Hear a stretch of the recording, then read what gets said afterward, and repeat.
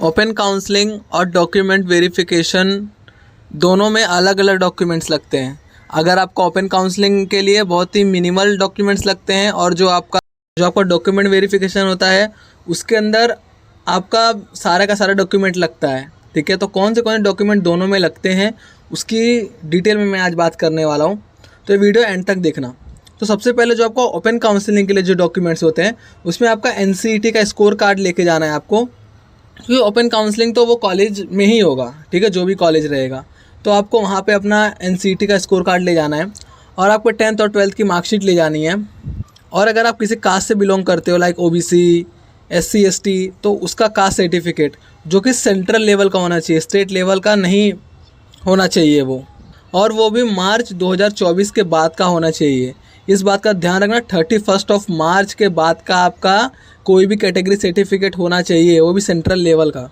ठीक है, अब बात करेंगे आपने ओपन काउंसलिंग करवा ली या फिर आपने ऑनलाइन रजिस्ट्रेशन किया था और आपका नाम आ गया है, तो उसके बाद आपको डॉक्यूमेंट वेरिफिकेशन में क्या क्या चाहिए होगा कॉलेज जाके, क्योंकि डॉक्यूमेंट वेरिफिकेशन सारे के सारे ऑफलाइन होते हैं। आप चाहे ओपन काउंसलिंग से एडमिशन ले रहे होगे या फिर क्लोज काउंसलिंग से एडमिशन ले रहे होगे, आपका डॉक्यूमेंट वेरिफिकेशन ऑफलाइन होगा। आपने जो कॉलेज चूज़ किया होगा उसी में आपका ऑफलाइन डॉक्यूमेंट वेरिफिकेशन होगा।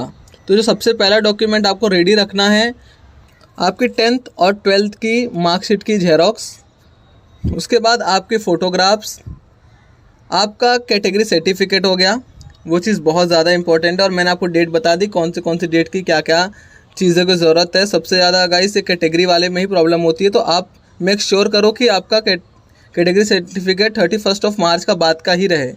ठीक है, और उसके बाद जो आपका NCET का स्कोर कार्ड होगा वो, और जो आपने फॉर्म भरा होगा पहले कॉलेज के लिए तो उसका जो पूरा एप्लीकेशन फॉर्म होगा ना उसको भी जेरोक्स करा के ज़रूर लेके जाना। ठीक है, उसके बाद आपको माइग्रेशन सर्टिफिकेट लगेगा, स्कूल से आपको माइग्रेशन सर्टिफिकेट मिलेगा, वो लगेगा। अगर आपने फॉर एग्जांपल गैप लिया है, जितने साल का गैप लिया है उतने का आपको गैप ईयर सर्टिफिकेट बनाना पड़ेगा। ऐसा नहीं कि आपने 4 ईयर का गैप लिया है तो आपको 4 गैप ईयर सर्टिफिकेट की ज़रूरत पड़ेगी, बिल्कुल नहीं। आप एक साथ में जाकर 4 ईयर में आपने क्यों गैप लिया है वो आपको कोर्ट से कराना पड़ता है, तो वो आपका होना चाहिए गैप ईयर सर्टिफिकेट। और इसके बाद आपका आधार कार्ड चाहिए। बस इतनी ही डॉक्यूमेंट्स हैं जो कि आपको आपके ऑफलाइन डॉक्यूमेंट वेरिफिकेशन के लिए बहुत ज़्यादा इम्पोर्टेंट है। अब मान लेते हैं कि आप लोग के पास इनमें से एक डॉक्यूमेंट मिसिंग है और आपको डॉक्यूमेंट वेरिफिकेशन के लिए जाना है, तो आप जा सकते हो, बिल्कुल जा सकते हो, बट आपको वहाँ पे एक फॉर्म भराएंगे वो लोग। ठीक है, कि हमारे पास ये डॉक्यूमेंट नहीं था, हम इतने तारीख को डॉक्यूमेंट ये जमा करा देंगे। ठीक है, आपका एडमिशन कंफर्म नहीं होगा जब तक आप वो डॉक्यूमेंट जमा नहीं कराओगे।